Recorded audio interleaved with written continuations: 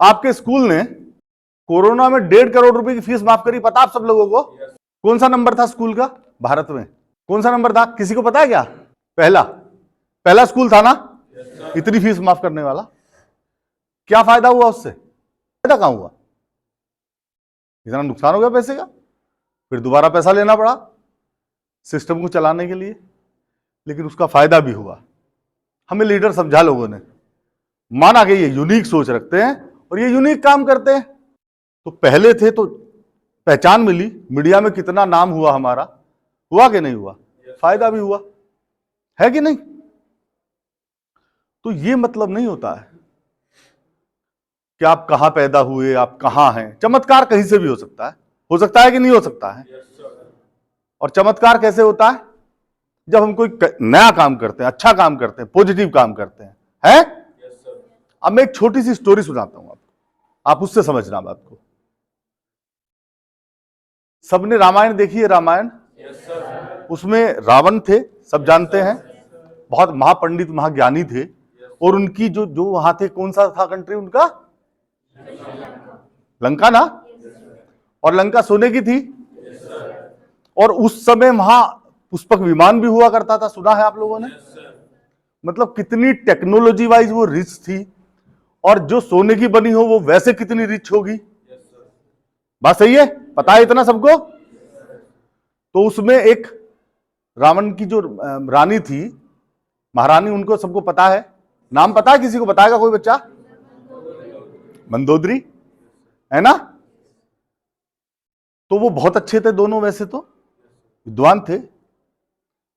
तो जैसे husband wife बात करते हैं ना, सबके मम्मी पापा करते होंगे घर पे, बात सही है ना? वो भी करते थे। तो एक दिन उन्होंने, अच्छा जब कोई समस्या होती है तो अधिकतर पिताजी मां से ही तो बताते हैं जब तक बच्चे छोटे होते हैं। तो उन्होंने अपनी वाइफ से कहा, मंदोदरी से, एक दिन जब रावण बात कर रहे थे अपनी वाइफ से, मंदोदरी से, महारानी मंदोदरी से, तो उन्होंने कहा कि हमारे राज्य में सब कुछ है, सब कुछ है। सोने की लंका है तो पैसे की तो हमें कोई दिक्कत है ही नहीं, है ना? रिसोर्सेज भी हमारे पास बहुत हैं, हम सुरक्षित भी हैं, समुद्र से घिरे हुए हैं, सुरक्षित हैं, आसानी से कोई हम पे हमला भी नहीं कर सकता है। हमारे यहां स्वर्णशाला, शस्त्रशाला, शास्त्रशाला और क्या सब कुछ है, मधुशाला भी है, सब चीज, हर तरह से हम वाइबल भी हैं, बहुत प्रोस्पेरिटी है हमारे यहां। लेकिन फिर भी मेरा मन अकारण ही डरा डरा सा रहता है, डरा सा रहता है। समझ रहे हो आप मेरी बात? तो वो जो रानी थी, महारानी, वो भी बहुत समझदार थी। उन्होंने कहा, इसका कारण तो मुझे पता है महाराज, अगर आप क्षमा करें तो मैं बताऊं। कि हाँ बताइए। कि हमारे यहां सब कुछ है, सारी शालाएं मौजूद हैं हमारे यहां, बस एक चीज की कमी है। तो उन्होंने क्या जवाब दिया होगा, कोई बता सकता है? कि हमारे यहां चरित्र निर्माणशाला नहीं है, चरित्र का निर्माण हम नहीं कर रहे हैं अच्छे, वो निर्माणशाला हमारे पास नहीं है, इसलिए आपका मन डरा डरा रहता है। ठीक है? लेकिन उसके यहां जितनी चीजें थी वो सब क्या था? वो सब उन्होंने जो देखा, उन्होंने समझा यही वैभव है ना? और उस वैभव का जो अंत हुआ, मैं शॉर्ट करता हूं इस बात को, चूंकि आपका समय मैं ज्यादा नहीं लूंगा। जब उसका अंत हुआ ना, हनुमान जी ने सारी लंका जला दी थी कि नहीं? खत्म हो गया सब कुछ। हारे वो बाद में, सब आप लोगों को पता है किस वजह से। केवल सब कुछ होने के बावजूद क्या नहीं था वहां? चरित्र निर्माणशाला नहीं थी वहां। तो आज मैं केवल आपको यह बताना चाहता हूं कि हमारा चरित्र सबसे महत्वपूर्ण पूंजी है हमारे पास। लेकिन सबसे बड़ा चरित्र हमारा यह है कि जो हमने मानव रूप में जन्म लिया है, जाने कितने अच्छे कर्म करने के बाद लिया होगा। लेकिन हम जहां आ गए हैं वहां आज इस वैभव के युग में प्रतिस्पर्धा को हमने, हेल्दी कंपटीशन को हमने किस चीज में बदल दिया है? आलस में हम बदल रहे हैं, विलासता की तरफ हम जा रहे हैं, मोबाइल जैसी चीजों के लिए हम अपनी फिजिकल स्ट्रेंथ को कम कर रहे हैं, जिससे हमारा पूरा जीवन चलना है। आज हमारे पास टेक्नोलॉजी है, सब कुछ है, सारी चीजें हैं, लेकिन हमारी सोसाइटी से सब कुछ क्या खराब हो रहा है? क्या खराब हो रहा है? सच में बोलिए। हमारे चरित्र पे दाग आने लगे हैं और ये सब देखा देखी हो रहा है। कहीं इसका कारण टीवी हो सकता है, कहीं मोबाइल हो सकता है, कहीं ये बाहर की चमक दमक हो सकती है। हम किसी चीज के खिलाफ नहीं है, लेकिन उसका पॉजिटिव यूज करना है हमें। और हमें क्या करना है? हमें शुरुआत करनी है, हमें लीडर बनना है। बनना है कि नहीं? जैसे स्कूल ने 1.5 करोड़ की फीस माफ करके पहला स्कूल बनाना, तो हम चाहते हैं हमारे बच्चे पहले बच्चे बने जो शुरुआत करें बदलाव की, बदलने की। और मैं उम्मीद करता हूं और भरोसा करता हूं आप लोगों पे, क्योंकि हम पहले ये समझते हैं इस स्कूल में कि हम पहले मां बाप हैं। इस स्कूल के एडमिशन की दूसरी कोई शर्त ही नहीं है। हम समझते हैं कि हम बच्चों के पहले मां बाप हैं। ऐसा समझते हैं कि नहीं? और आप भी ऐसा ही समझते होंगे, समझते हैं कि नहीं? आप भी हमें मां बाप जैसा ही समझते हो ना? और हमें तो लगता है आप बच्चों से बढ़ के हैं। जो हमारे बच्चे हैं अपने, उनसे ज्यादा आप अपने हो। तो आपको भी हम ऐसे ही लगते होंगे, लगते हैं कि नहीं? सच बताओ, हाथ उठा के बताओ, सब लगते हैं कि नहीं? तो आज मैं आपसे एक वायदा चाहता हूं। अभी एक चलन बन गया है कि जब 12th के बच्चे पास आउट होते हैं तो हम फेयरवेल करते हैं। 12 साल बच्चे स्कूल में रहे हैं। पहली बात तो यही बड़ी अजीब सी बात है कि स्कूल का और बच्चे का संबंध तो कभी खत्म ही नहीं हो सकता है, खत्म नहीं हो सकता है। विद्यालय भी घर ही जैसे होते हैं, गुरुकुल जैसे होते हैं। तो हमारा संबंध कहां खत्म हो रहा है? जुड़े रहेंगे हम तो, लेकिन फिर भी फेयरवेल अपनी जगह है। इस बार समय हमारे पास वैसे ही बहुत कम है ना? एग्जाम पहले हो रहे हैं ना?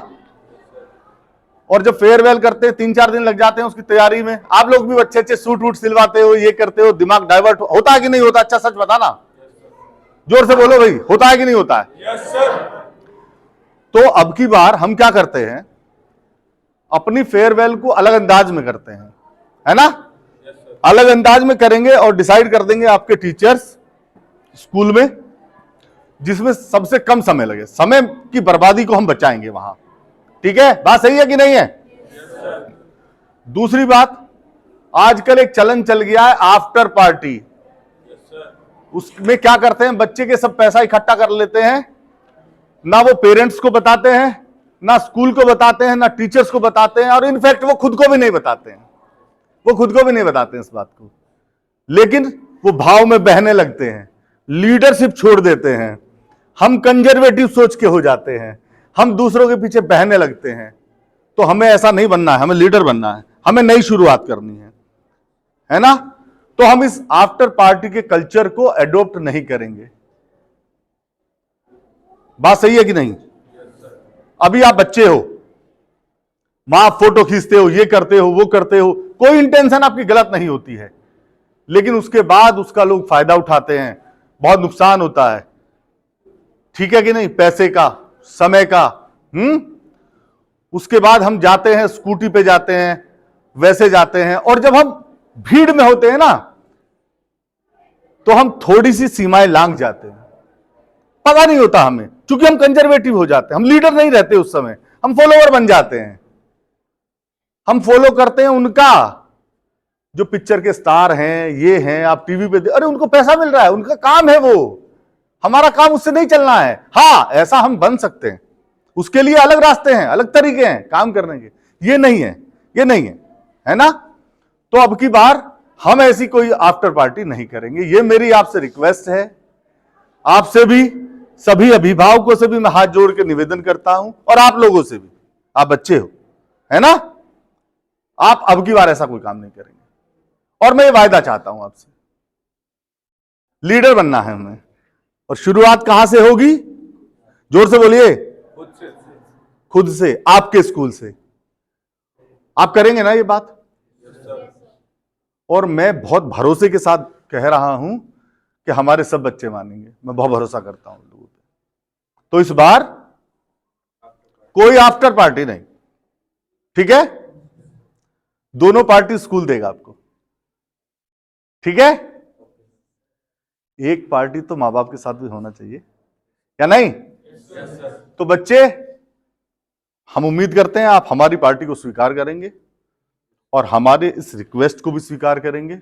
हम आपका गलत नहीं सोचेंगे, ये तो भरोसा करेंगे ही आप हम पे, ठीक है? तो अगर ऐसी कोई पार्टी डिसाइड करी है तो उसे कैंसिल कर दें। आप करेंगे? जोर से एक आवाज में बोल के बताइए, करेंगे या नहीं? तो इसी के साथ बहुत बहुत सारी शुभकामनाएं आपको, आपके आने वाले एग्जाम की, और जो बच्चे 11th के हैं उनके होम एग्जाम होंगे फाइनल, उसकी भी बहुत बहुत बहुत सारी बधाई आपको, शुभकामनाएं एडवांस में। और हम आपकी जो फेयरवेल है यहीं किसी दिन डिसाइड करेंगे, ठीक है? तो जितने राजा महाराजा यहां हैं उपस्थित इस हॉल में, मैं सबको निमंत्रण देता हूं उस फेयरवेल का जो स्कूल करेगा, और जब आपका रिजल्ट आएगा तब भी करेंगे।